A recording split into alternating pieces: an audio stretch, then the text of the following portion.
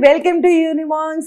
बच्चों, आजकल हम सॉल्यूशन चैप्टर पढ़ रहे हैं और हम धीरे धीरे सारे टॉपिक्स कवर करते जा रहे हैं। पहली क्लासेस में आपने देखा था कि कैसे हमने कंसंट्रेशंस डिफरेंट टाइप की देखे थे, टेम्परेचर डिपेंडेंट देखे थे, नॉन टेम्परेचर डिपेंडेंट देखे थे। ठीक है, जो टेम्परेचर पे डिपेंडेंट नहीं होते।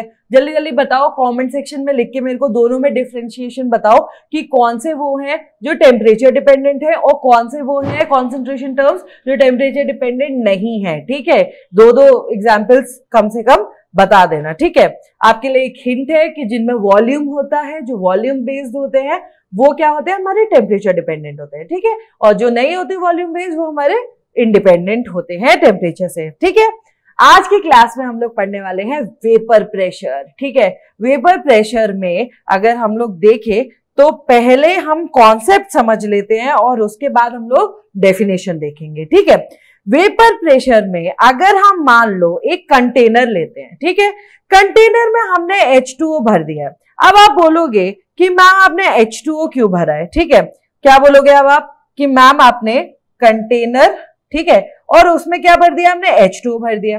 तो आप कोई भी सॉल्वेंट ले सकते हैं, कोई भी लिक्विड ले सकते हैं, लेकिन हमारे यहाँ पे क्या चीज है कि भाई हमें सॉल्वेंट लेना है, क्योंकि वाटर सॉल्वेंट एक यूनिवर्सल सॉल्वेंट है, इसीलिए हम लोग वाटर ले लेते हैं। ठीक है, यूनिवर्सल सॉल्वेंट होने की वजह से हम लोगों ने यहाँ पे वाटर कंसीडर कर लिया।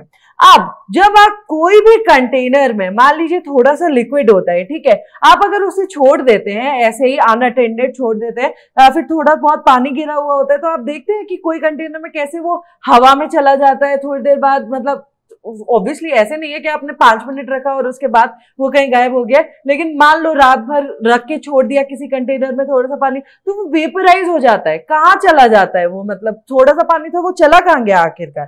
ठीक है, तो ऐसे ही हम लोग एज्यूम कर रहे हैं ये कॉन्सेप्ट समझने के लिए कि एक कंटेनर है और उसके अंदर लिक्विड भरा हुआ है। ठीक है, अब ये जो लिक्विड के सरफेस पे जो मॉलिक्यूल्स है, ठीक है, लिक्विड के सरफेस पे जो मॉलिक्यूल्स है वो यहाँ पे ऊपर है भाई।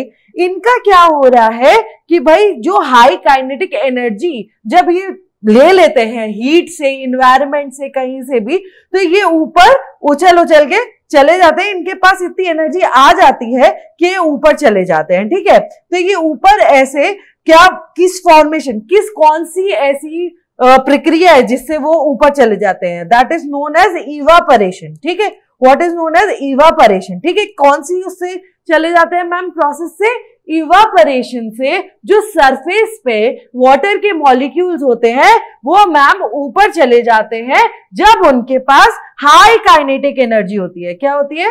हाई काइनेटिक एनर्जी होती है, तो वो ऊपर चले जाते हैं। ठीक है, लेकिन कुछ अब जो ऊपर आते हैं मॉलिक्यूल्स, आपने देखा है कि कैसे जब बॉइलिंग हो रहा होता है हमारा वाटर, तब कैसे वाटर मॉलिक्यूल्स ऊपर जाते हैं और आप उसे ढक देते हैं, तो फिर मॉलिक्यूल्स ऐसे, वाटर के मॉलिक्यूल्स हमें इनर सरफेस पे दिखते हैं, अंदर वाली सरफेस पे दिखते हैं जो प्लेट की होती है हमारी, है ना। तो उस पे जो वो मॉलिक्यूल्स होते हैं वाटर के, वो क्या होते हैं? कंडेंस्ड होते हैं। क्या होते हैं? कंडेंस्ड होते हैं। तो इसमें भी ये जो मॉलिक्यूल वेपराइज्ड होकर ऊपर आ गए हैं, कंटेनर बंद है, तो ये क्या होगा? कंडेंस होंगे। फिर क्या होंगे?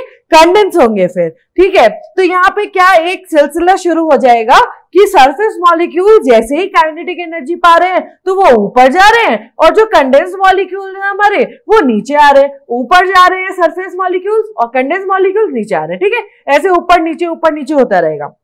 एक स्टेज ऐसी आएगी जब हमारा क्या हो जाएगा? इक्विलिब्रियम स्टैब्लिश हो जाएगा। क्या हो जाएगा? इक्विलिब्रियम स्टैब्लिश हो जाएगा। तो इक्विलिब्रियम पे क्या होगा कि मान लीजिए आपके अगर 10 मॉलिक्यूल्स ऊपर जा रहे हैं इवेपोरेट होकर, तो फिर 10 मॉलिक्यूल ही कंडेंस होकर नीचे आ रहे हैं। ठीक है, 50 ऊपर जा रहे हैं तो 50 ही नीचे आ रहे हैं। ठीक है, इक्विलिब्रियम देखो, पहले भी मॉलिक्यूल्स इवेपोरेट होकर जा रहे थे और कंडेंस होकर नीचे आ रहे थे, लेकिन हमारा अभी इक्विलिब्रियम स्टैब्लिश होने पर क्या है?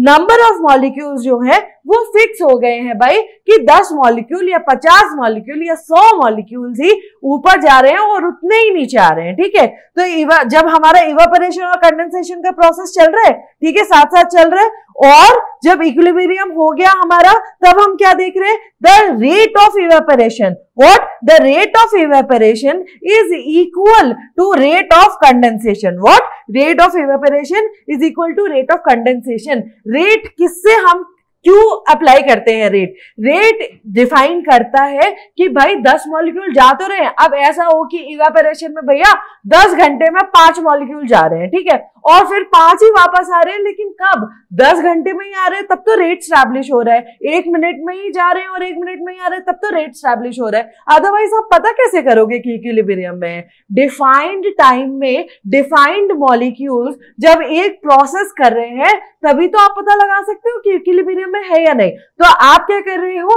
रेट देख रहे हो, नंबर ऑफ मॉलिक्यूल्स देख रहे हो, और क्या देख रहे हो? टाइम देख रहे हो उसके साथ, कि कितने टाइम में कितने मॉलिक्यूल्स. ठीक है, जैसे आप स्पीड देखते हो फिजिक्स में, जब आप पढ़ते हो कि speed is equal to distance upon time. ठीक है, तो आप एवरेज निकालते हो तो क्या करते हो भाई? यही तो देखते हो. किसी की स्पीड पता नहीं होती तो क्या बोलते हो कि अरे मैम मैं तो 60 किलोमीटर पर आवर की स्पीड से गया.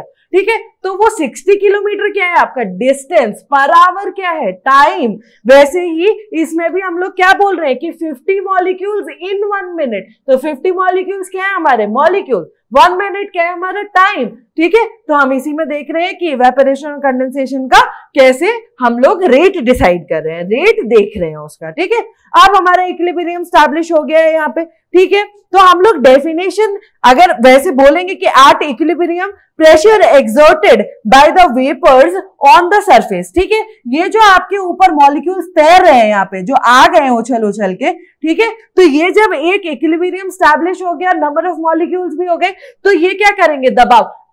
क्या प्रेशर है ये जो हमने अभी पढ़ा कि एट इक्विलिब्रियम, ये पढ़ा ना अभी हमने, at equilibrium pressure exerted by vapours on the surface of the liquid. ठीक है, जब हम क्या बोलते हैं कि जब हम डेप्थ ऑफ द ओशियन में जा रहे होते हैं तो क्या बोलते हैं लोग कि एटमॉस्फेरिक प्रेशर बहुत ज्यादा हो गया है, हमें ज्यादा नीचे नहीं जाना चाहिए, अदरवाइज हमारी बॉडी विदर हो जाएगी. ठीक है, हमें कुछ चोट भी लग सकती है, तो हम ज्यादा डीप डाइव नहीं करते. ठीक है, इसीलिए सबमरीन्स भी ऐसे ही बनाए जाते हैं कि एटमॉस्फेरिक प्रेशर देखा जाता है उसमें कि कितने एटमॉस्फेरिक प्रेशर को वो आखिर झेल सकते हैं, कितना डेप्थ में जा सकती है. ऊपर भी हम लोग जब स्काईज में ऐसे जाते हैं तब भी हम लोग यही देखते हैं कि भाई कितना प्रेशर. हाई ऑल्टीट्यूड में जो लोग रह रहे होते हैं, ठीक है, वो क्या होता है? एटमॉस्फेरिक वहां ज्यादा होता है ना pressure comparatively to the plains. ठीक है, तो वही बता रहे हैं कि ये कैसे जो मॉलिक्यूल्स हमारे एटमॉस्फेयर में प्रेजेंट होते हैं in the form of vapors, they exert pressure on the surface of the liquid. You can feel it, you have the physical examples of it. ठीक है, अब आपको कॉन्सेप्ट समझ में आ गया है, दिमाग में घुस गया है कि ठीक है मैम पता चल गया हमें वेपर प्रेशर क्या है. अब आप हमें एक डेफिनेशन दे दो जो हम एग्जाम में लिख सकते हैं या देख सकते हैं कि हाँ भाई स्टेटमेंट पढ़ के हम लोग पहचान ले कि ये वेपर प्रेशर की स्टेटमेंट है. ठीक है, तो वेपर प्रेशर क्या कहता है कि at a constant temperature, at a constant what, you have to recall these things, you have to learn these things very importantly. Why? Because temperature की जगह वो बस इतना सा स्लाइड चेंज कर देगा कि एट कांस्टेंट प्रेशर. ठीक है, और हम लोग क्या है ऐसे मतलब रटते रहते हैं डेफिनेशंस, तो हम लोग उस फ्लो में देखेंगे ही नहीं कि प्रेशर लिखा हुआ है टेम्परेचर की जगह. ठीक है, और हम टिक मार देंगे उसमें. तो आप लोग ये ध्यान से देखो कि कांस्टेंट तो है चीज, आपको इतना याद रह गया कि कांस्टेंट है, लेकिन क्या है? टेम्परेचर है या प्रेशर है. ठीक है, तो यहाँ पे क्या है? वेपर प्रेशर पढ़ रहे हैं तो उल्टा कर दो उसका कि कांस्टेंट टेम्परेचर है.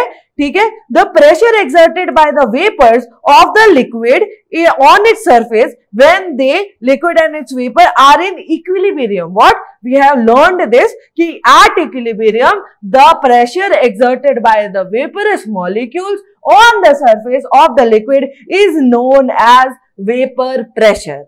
ठीक है, आपको पता चल गई डेफिनेशन, कॉन्सेप्ट पता चल गया, अंदर संभालो अपने अंदर. ठीक है, ऐसे समझ लो कि हाँ वेपर प्रेशर का कॉन्सेप्ट ये है, डेफिनेशन ये है, कांस्टेंट टेम्परेचर है. ठीक है, इतना हमने देख लिया.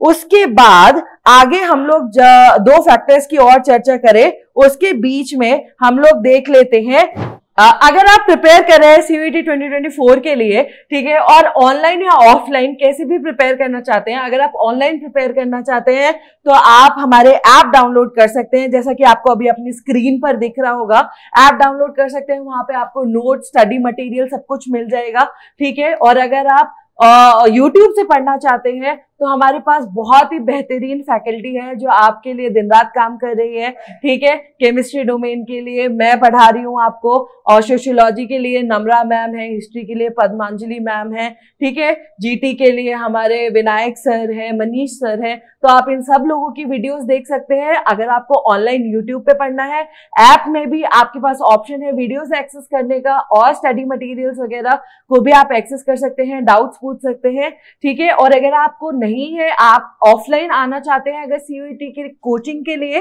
तो फिर आप सीयूईटी की कोचिंग के लिए यूनिमॉन्स मुनीर का आ सकते हैं, ठीक है। यहाँ आपको ऑफलाइन की फैसिलिटी भी प्रोवाइड होगी, ठीक है। तो आप सीयूईटी 2024 के लिए ये 2 वेज मैंने आपको बता दी अभी बीच में पढ़ते पढ़ते कि आप कैसे तैयारी कर सकते हैं, ठीक है। हमारे साथ मिलिए, हमारे साथ जुड़िए और अपनी सीयूईटी 2024 की तैयारी शुरू कर दीजिए। उसके बाद अब हमने क्योंकि वेपर प्रेशर देख लिया है तो उसके हम फैक्टर्स देख रहे थे इसके पहले। तो फैक्टर्स अगर हम देखें तो क्या देखेंगे भाई, फैक्टर्स में अभी हम क्या देखेंगे कि मैम इसके 2 फैक्टर्स हैं। क्या है, आप याद क्या रखेंगे कि इसके 2 फैक्टर्स हैं। पहला देख लेते हैं, पहला क्या है, नेचर ऑफ लिक्विड, ठीक है। नेचर ऑफ लिक्विड कैसे हमारे वेपर प्रेशर को वो करता है, मतलब अफेक्ट करता है, ठीक है। वेपर प्रेशर में पहले बोल रहे हैं कि ये क्या होता है, इनवर्सली प्रोपोर्शनल होता है आपके अट्रैक्टिव फोर्सेस से, ठीक है। अट्रैक्टिव फोर्सेस क्या होते हैं, आपको पता है different different kind of attractive forces होते हैं, पोलर होते हैं और क्या कहते हैं कोवेलेंट होते हैं, स्ट्रॉन्ग वीक टाइप के अलग अलग होते हैं, ठीक है। अब जो भी अट्रैक्टिव फोर्सेस है वो वेपर प्रेशर को इफेक्ट ऐसे करते हैं कि जैसे मान लो आप कोई भी डेंस लिक्विड ले लो, ज्यादा हनी ले लिया मान लीजिए आपने, और उसे बॉईल कर रहे हैं, तो आप मुझे बताइए कि कैसे हनी के कंपैरिजन में अगर मान लो हनी रखा हुआ है, ठीक है, और उसी के सब्सिक्वेंट हमने वाटर रख दिया है यूटेंसिल में, तो कौन सा ऐसा लिक्विड है जिसके ज्यादा वेपर्स दिखाई देंगे हमें, आप ये बताइए।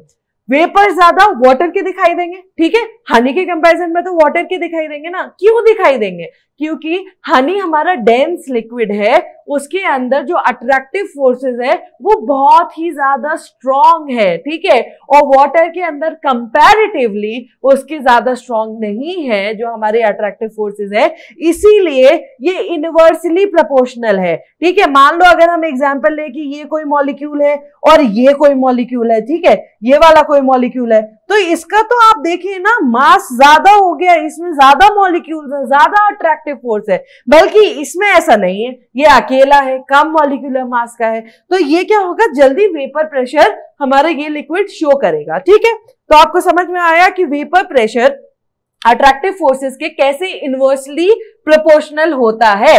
जिसका अट्रैक्टिव फोर्स कम होगा, मॉलिक्यूलर मास कम होगा, उसका वेपर प्रेशर ज्यादा होगा, और जिसका अट्रैक्टिव फोर्सेस ज्यादा होगा उसका वेपर प्रेशर कम होगा, ठीक है। ये हो गया इनवर्सली प्रोपोर्शनल का। नेचर ऑफ लिक्विड का हमें फैक्टर समझ में आ गया है। उसके बाद सेकंड फैक्टर जो इफेक्ट करता है हमारे वेपर प्रेशर को, वो क्या है भाई, टेम्परेचर है। फर्स्ट क्या है हमारा, नेचर ऑफ लिक्विड, सेकंड क्या है हमारा, टेम्परेचर।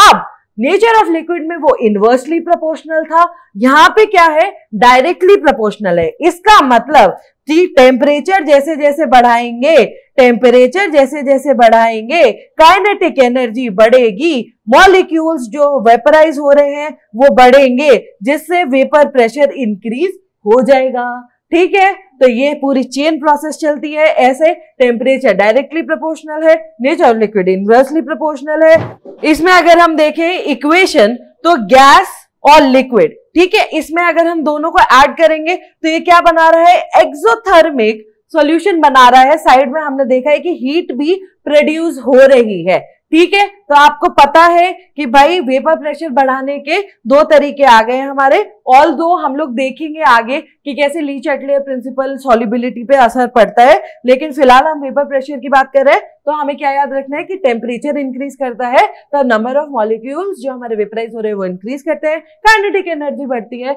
और इससे इवेंचुअली वेपर प्रेशर बढ़ जाता है। ठीक है, तो आज हमने वेपर प्रेशर के बारे में पढ़ा, हमने फैक्टर्स के बारे में पढ़ा, दो फैक्टर्स पढ़े, नेचर ऑफ लिक्विड और temperature, inversely proportional, directly proportional. ठीक है, समझ में आ गया, एग्जाम्पल से भी पढ़ लिया हमने। तो उम्मीद है आपको वीडियो पसंद आई होगी और ऐसे ही अमेजिंग वीडियोस के लिए please subscribe to Unimonks, please study with Unimonks. Okay, thank you.